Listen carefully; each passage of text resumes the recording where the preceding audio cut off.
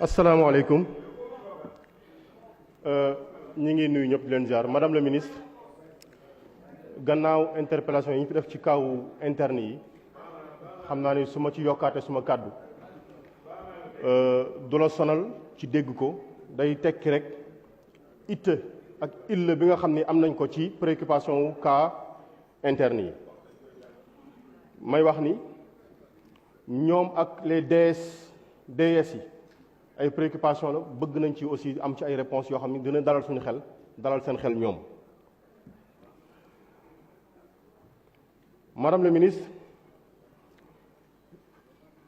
liggéey bi ngeen di def yombul ndax faj nit gannaaw salaire bi ñuy fay moom ak jàngale école ak jàngale xam-xam kese la yàlla di fay àdduna fay ko àllaaxira kon c'est important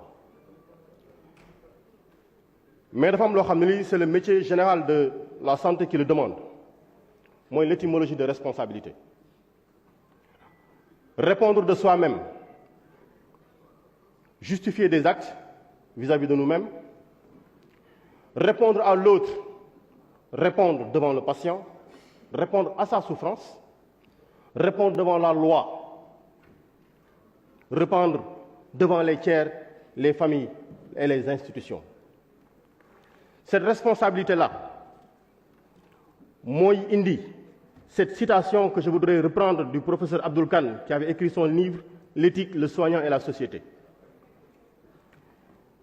Je le cite: si j'exerce mon métier de soignant, si je prodigue mes soins comme je le veux, je fais valoir ma liberté.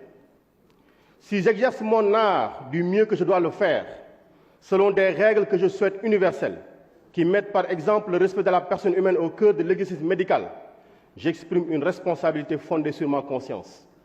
Être responsable, c'est ne pas se contenter quand ça va mal, ou devant des conditions de travail qui frisent l'indécence de se dire « mais qui puis-je » En quoi cela me concerne-t-il? En le faisant, on se réfugie derrière les traces des autres, derrière les tares des autres, en rajoutant notre irresponsabilité à la leur, ce qui n'absout guère notre démission. Ça me permet d'aborder les difficultés que nous avons dans nos hôpitaux. J'aurais pu être méchant et dire ku ci ànd yàlla na la dal amul njariñ. Des femmes meurent au moment de l'accouchement. Des bébés meurent des fois au même moment. Des bébés sont calcinés au Sénégal. Des accouchements qui se déroulent bien am na waaye lañ cay dégg dafa neexoon ba nga koy def muñal li la ciy fekk ay sachant dañ koy wax. Du Valium donné à des bébés pour dormir tranquillement la nuit ka fay fanaan. Du sérum glucosé perfusé à des diabétiques. Alors, dans ces conditions-ci, on peut se poser légitimement des questions. Je ne parlerai pas d'obligation de moyens ou d'obligation de résultats, parce qu'en fonction du niveau de la prestation attendue, fii am nañ obligation de moyens, fii am na foo xam ne ñu ngi fay xaar obligation de résultats. C'est l'occasion pour moi de dire bu ñu amee ay préoccupations ci wàllu woowu ñun dañ ci ànd ak ñoom. Et c'est l'occasion de parler aussi des déserts médicaux. Madame le ministre, li tax ñu wax déserts médicaux, c'est parce que il n'y a pas d'hôpitaux, ou s'il y en a, toutes les spécialités médicales n'y sont pas. Et jusqu'aux dernières nouvelles, et sauf omission de ma part, à Kolda, il n'y avait pas de gynécologue. Sauf omission de ma part. Pas de cancérologue à Ziguinchor, sauf omission de ma part ou erreur. IRM à Louga.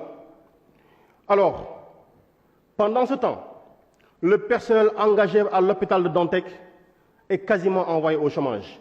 Est-ce qu'on a pensé à ceux-là qui avaient pris des engagements pour la scolarité de leurs enfants? Qu'est-ce qu'on en fait? Qu'est-ce qu'on trouve comme réponse à leur donner, Madame la ministre? Est-ce qu'on a pensé à ce père de famille qui se réveille sans pouvoir donner à son épouse la dépense quotidienne? Est-ce qu'on pense à ce père de famille qui a des engagements auprès de la banque? Est-ce qu'on pense à tout ce beau monde-là?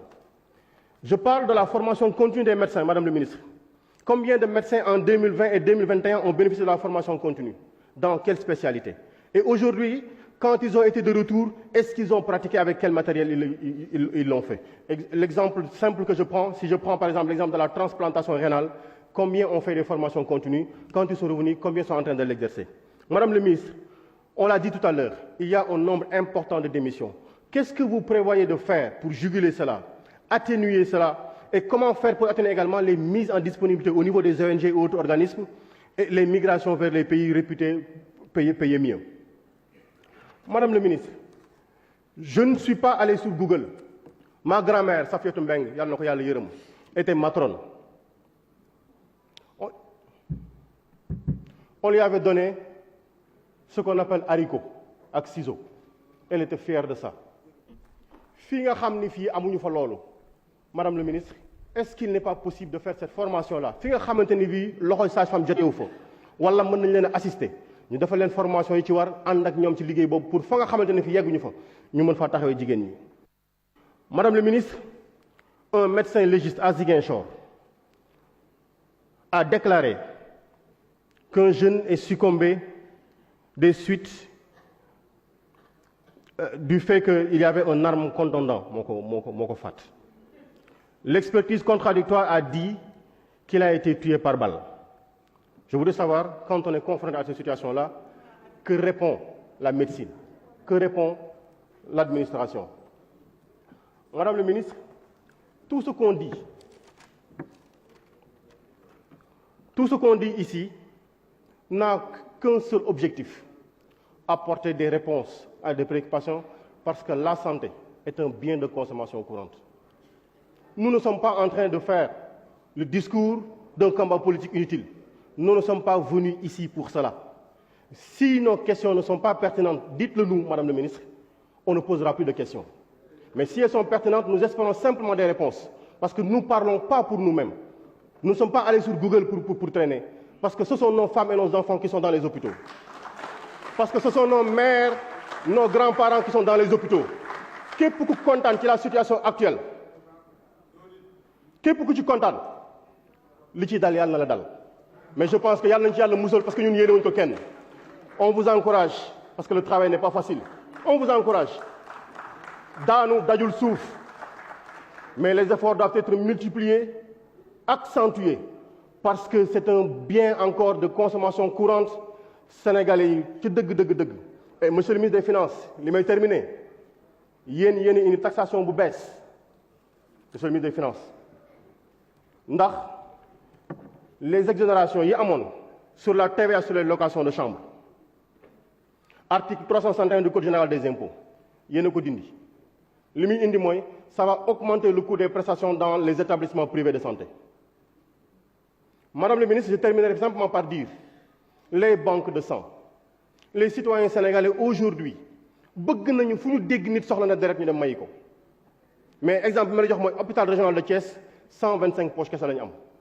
Ñun xëy nañ bëgg a maye 300 personnes taxaw 125 ñoo maye histoire bu métti la fa jur.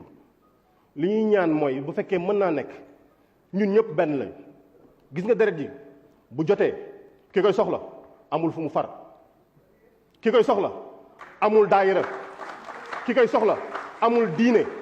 Et loolu mooy le serment d'Hippocrate. Dimbali leen ñu ngir suñuy centre de santé ndax ngir dimbali leen ñu ngir ñu mën a am suffisamment ci banque de sang yi pour Sénégal yi bëgg maye yëpp maye yàlla buñ ko soxla ñun. Salaamaaleykum wa rahmatullah. Merci, chers collègues. La parole à notre collègue El Hadji Oumar Youm.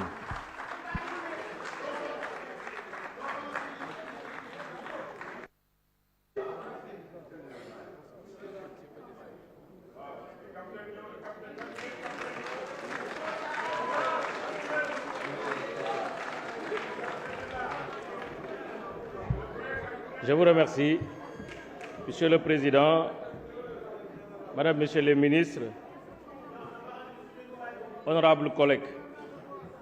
Je voudrais joindre ma voix à celle des collègues qui m'ont précédé pour rendre hommage au personnel de santé pour le travail qui a été accompli et remarquablement accompli durant cette pandémie de la Covid-19.